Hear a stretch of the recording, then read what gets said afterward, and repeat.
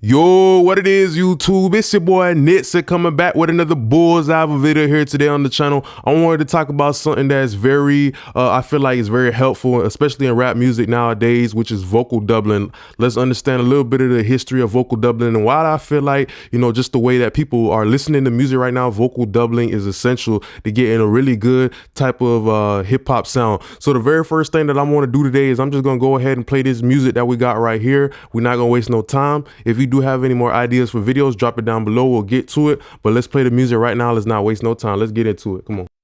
I'm smoking blacks like I'm on papers. I'm rolling backwards, I don't do papers. Fuck around me, you a hater. Every move I make is major. Me and my chicos run shit, I'm sounding like the mayor. Do so much coaching, you forget that I'm a player. Move to albino and my bitch from Albania. Let my brothers rap, I ain't even gotta say nothing. But I slide that bitch anyway. Remember being broke, ain't gonna lie, I made a Band-Aid. Bitch, I'm lit. Grabbed a half a plate, now I'm trying to make it flip. Blink 2 times and it's gone like this. They like how you did it, you ain't even got a whip. Bitch, I'm a magician like Houdini with the licks. Now it's an infinity, Q50 moving quick. Yeah, it's Chico Lex, 33rd I represent. Okay, so that's the idea of the song y'all get today. That's my one of the artists I work with, Chico Lex. I'm gonna drop the link down below just in case y'all want to check him out. So I wanted to talk about the history of vocal doublers and just understanding like Dr. Dre. Why Dr. Dre? He's such an important, you know, engineer to the rap game. Let's kind of understand him a little bit. It makes me think about the way that music has been slowly progressing. You know, when you think about somebody like Eminem or 50 Cent, you know, go listen to a couple of their songs and their vocal doubles always had so much character, so much width, and they always kind of poked out in the mix, and you just, ooh, you know, that was kind of like the ear candy that they had back in the day. Very interesting to see how rap music has changed, because when you listen to, you know, old rap music, like 90s rap music, ain't really that much ad-libs like how it is right now, you know? So it's just very interesting to see how vocal doubles and all that stuff has progressed. But let's also think about the AMS, you know, and you know, Mixed by Ali is another person who loves to use this as well, and it uses a little bit of pitch shifting to do widening. So it's kind of like tricking the human ear using like pitch shifting and all that stuff to make you think that something is wider than what it is. A lot of the times in people's studios, you know, people would be doing dubs. Think about people like Young Jeezy, Lil Jon, you know, all the rappers like Plies. That's the one who I'm thinking about, where, you know, when you listen to that music, it sounds so big. It's so big because there's so many stacks and so many layers. But now when I think about making music right now, I think about how I don't really hear that much background vocals and everything like that. But it's starting to kind of make sense a little bit though, because, you know, I feel like a doubler is a little bit of a better choice right now because you're going to be adding a little bit of stereo spread to your vocal. So let's understand why that would be important. So in that mid channel where the vocal is right down the middle, yeah, there's the 808, there's the kick, there's the bass, there's the, you know, the snare, there's all that stuff, all that energy going right down the middle, and it can kind of sound a little bit clogged. I kind of see it in a situation where it's like one door, but multiple people trying to walk out of the door. Imagine if there's 3 people trying to walk out of the same door at the same time, ain't nobody to get through. So that's why I feel like it's very kind of essential, especially when you're working with the vocal, to maybe not make it sound too sturdy down the middle. It depends on the song, you know, keep your mind open. I'm just saying using something like a waves doubler to give a little bit of spread, you know, can help the vocal get its own position in the mix and sit back a little bit more. I'm gonna show y'all that right now. So we have a couple options. I used to always use the waves doubler and I still do use it. What I do is I always turn down the center channel right here. Yeah, you see that? And then, you know, I kind of do like a little bit of detuning. So this kind of like, it kind of makes me remind of early reflections, you know, like when you talk into a room, like the way the sound hits the wall and it kind of bounces back, it kind of doesn't come at that same wavelength that it did when it came out of your mouth. So it kind of gives like a sense of space, and your ears is using some of that modulation to understand what space is, you know, and that's very important in making music right now. But I usually pick something like the Soundtoys little Microshift, which is a plugin I like a lot. The reason why I prefer this one over the waves doubler is it's just a lot more warmer. You know, it get a lot more character, a little bit more sauce, and it gives us you know, a simple to easy use interface. So I'm gonna bring it into the vocal and let's just listen to how I was able to use the doubler, the wide bus that I use, yeah, on my send. So y'all can see right here. I'm gonna show y'all a little, you know, preset. Y'all want to see a little something. So, you know, I used the Neve on line level, pushed it a little bit into a CL1B. So that was kind of like my vocal chain here that I was using, and I had a wide bus, yeah, and it's a stereo bus on the lead send, okay? And let's listen to how I'm gonna push the effect really hard so you can hear what it's doing.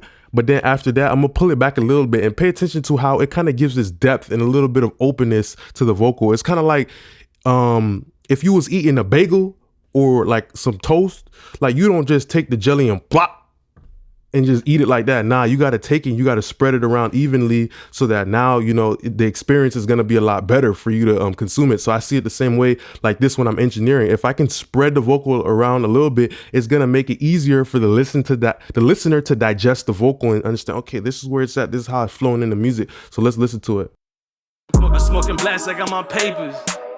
I'm rolling backwards, I don't do papers. Fuck around me, you a hater. Every move I make is major. Me, my chicos run shit, I'm sounding like the mayor. Do so much coaching, you forget that I'm a player.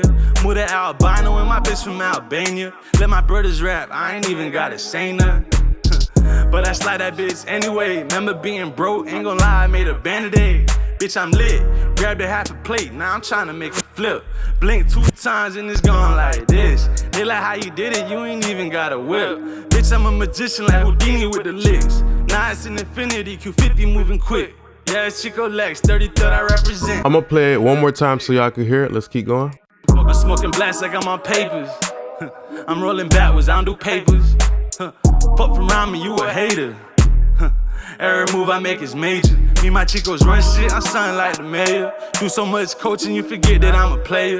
Move to albino and my bitch from Albania. Let my brothers rap, I ain't even gotta say nothing.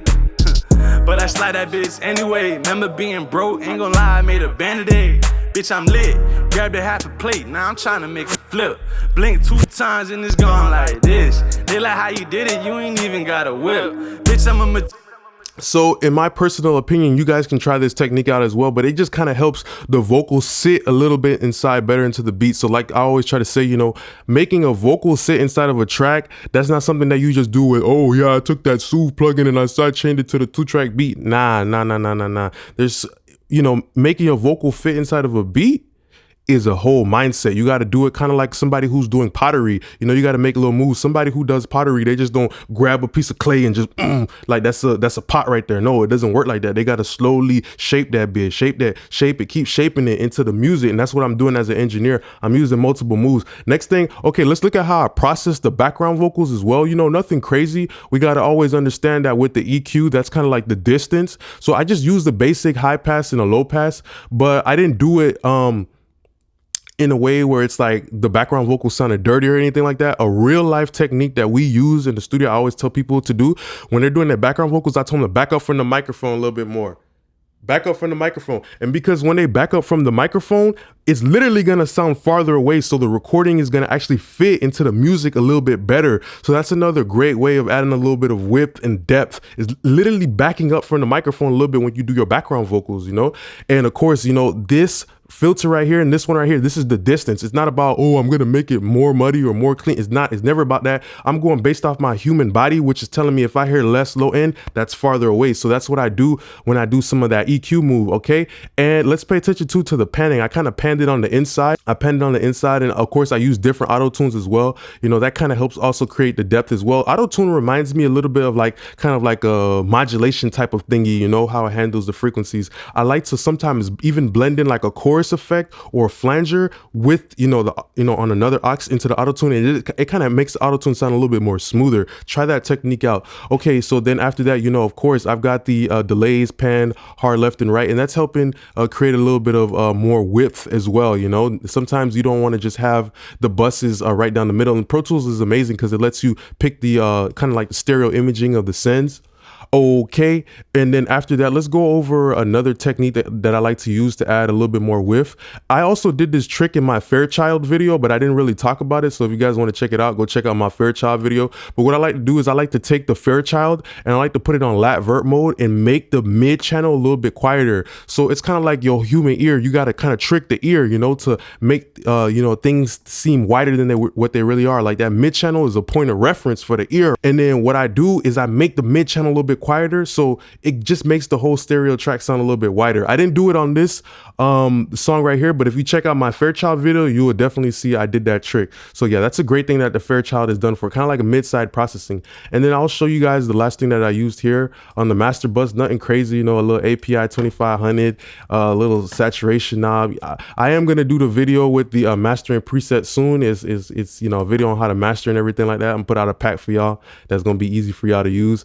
And I use the Brainworks mid-side EQ. Let's understand something about this, that I'm only EQing the mono channel somewhere around 300 hertz. You know, I'm not really touching the 808 or the kick too much, but this is just kind of helping declog, you know, like an engineer right now. I'm feeling like I'm a plumber, because there's a lot of energy going on in that mid channel. Kind of like how I said in the very beginning of the video, that there's a lot of stuff going on in the mid. So I declogged it a little bit. You know, I took a plunger and I declogged it. So let's listen to how it really just helped the mix open up a little bit. And I am using a little bit of stereo spread, but it doesn't make a huge difference. I'm smoking blacks like I'm on papers. I'm rolling backwards, I don't do papers. Fuck around me, you a hater. Every move I make is major. Me, my chicos run shit, I'm sounding like the mayor. Do so much coaching, you forget that I'm a player. Move to albino and my bitch from Albania. Let my brothers rap, I ain't even gotta say nothing.